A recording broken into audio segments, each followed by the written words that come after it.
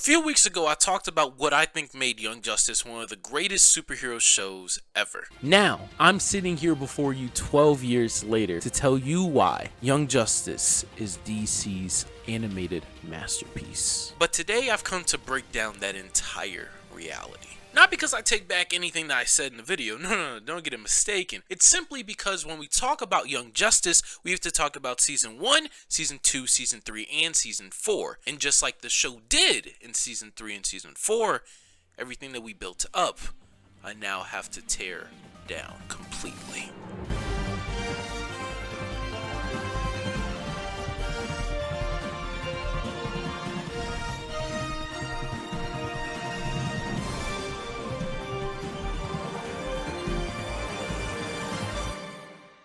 Season 3, surprisingly, actually wasn't that bad. It was just a mess. Beginning the season, we are bombarded with the new positions and circumstances that our characters are now in since the last time that we met them after yet another time skip. And we come into the season with a brand new but semi-familiar focus on the story of metahumans. This is a natural progression for the series, as in Season 2 there was a lot of focus on metahumans breaking out, metahumans getting abused, metahumans getting trafficked and such. And Season 3 capitalizes even more on that history. And the only problem that comes with this is the fact that 3 episodes into the season, we've already changed perspectives. After the fan service episode with Dick Grayson and the other Roy Harpers, we are somewhat transitioned to the new team with Blue Beetle, Bart Allen, Static, Wonder Girl, and Tracy 13, and immediately they're sent on a mission to a different planet, and we just never really see them for a few episodes. Ever again. And this is just an example of the main crux as to why people do not like Season 3 of Young Justice. Despite Season 2 introducing a lot of new characters with Bart, Blue Beetle, Beast Boy, and Cassie, and even in that season, they still did a solid enough job of balancing screen time and importance between the new characters and our original members. It was important to justify the reasonings for these new members of the team, for example by connecting the Reach to the dark side overall plans, giving Blue Beetle an increased importance to the story and the plot. Making someone like Bart's inclusion in the story make sense,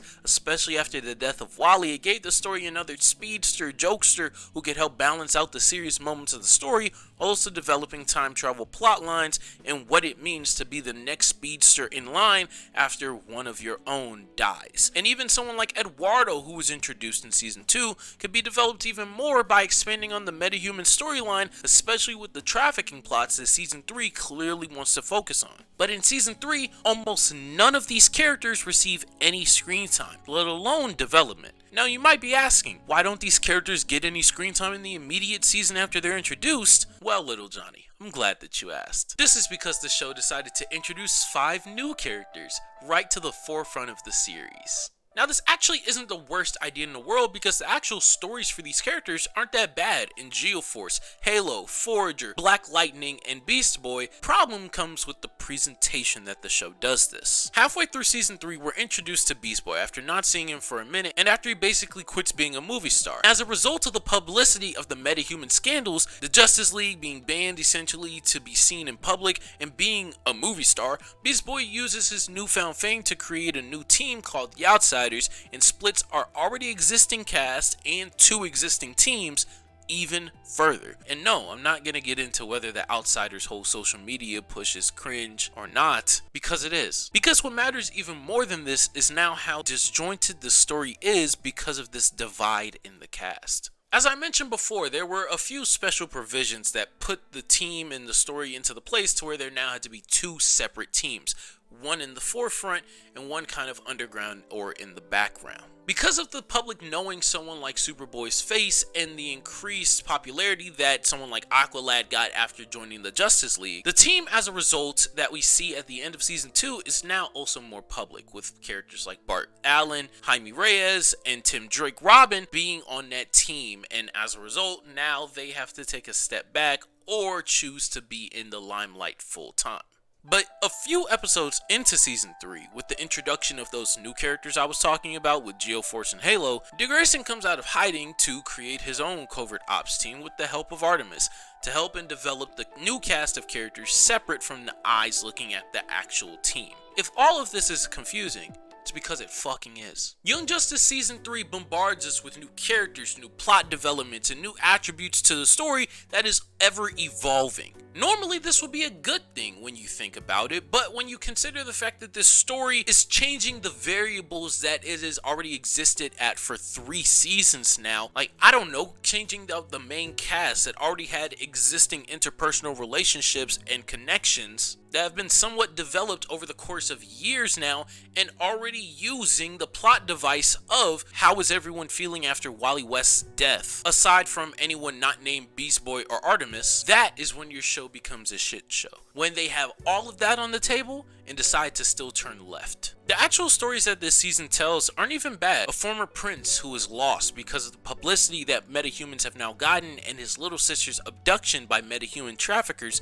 He is also now exiled out of his country. A child who stepped into the world of superheroes at such a young age that he couldn't handle the pressures that came with the job that he was tasked to do. And as a result of the numerous amount of losses that he suffered throughout his experience doing it, he ends up escaping his dangerous situation that he was thrusted into, only to realize and come back to the responsibility and opportunity he had to make the world a better place for the people who had to suffer like him.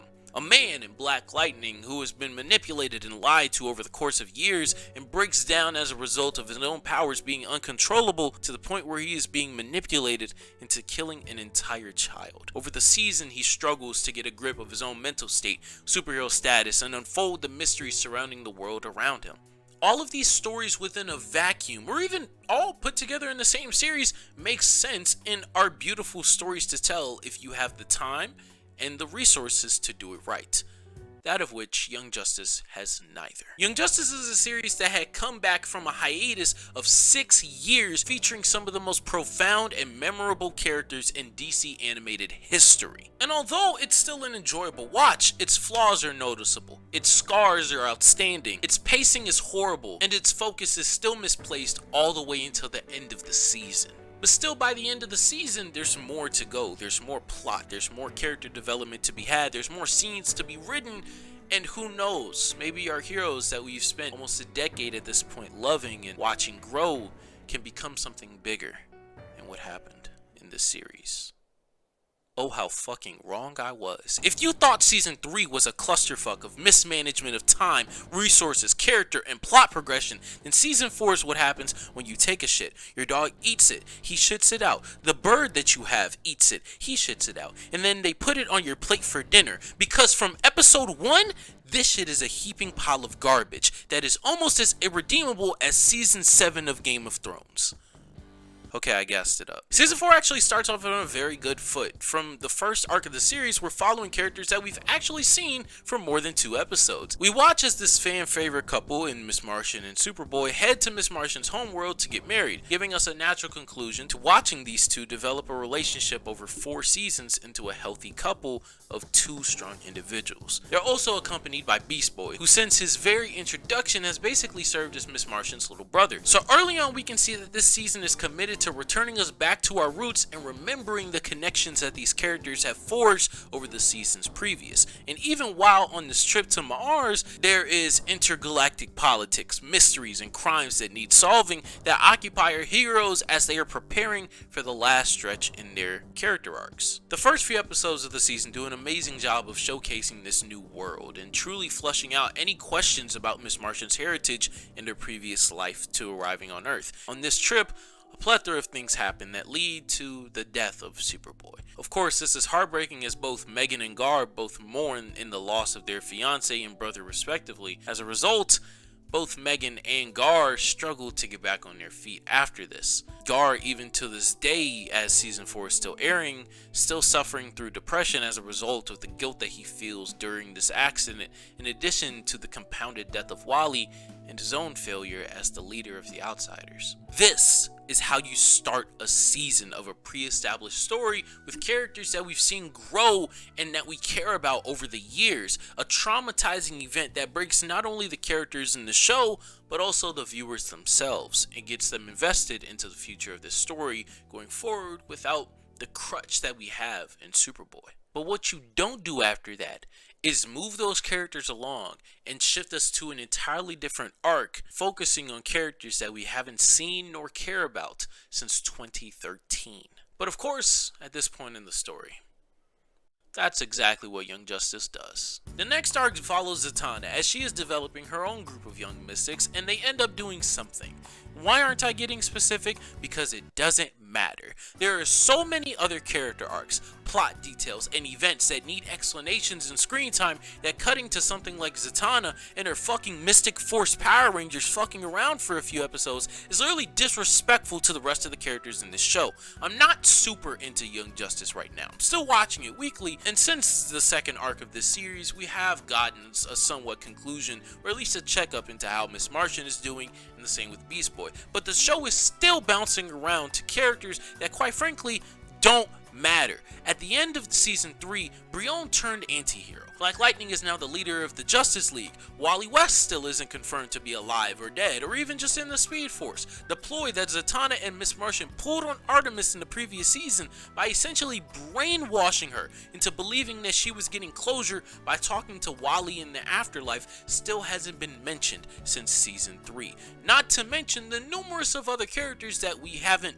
met or since season 2 and that have yet to get a single lick of development since that point in the story. This series has forgotten about the characters that it took time and effort to develop over the years that it has been on air. This show has forgotten what it means to be able to pace a well-written story and even give adequate time to flesh out a good, likable character. And I am sorry to say that it does not look like it will relearn that lesson anytime soon.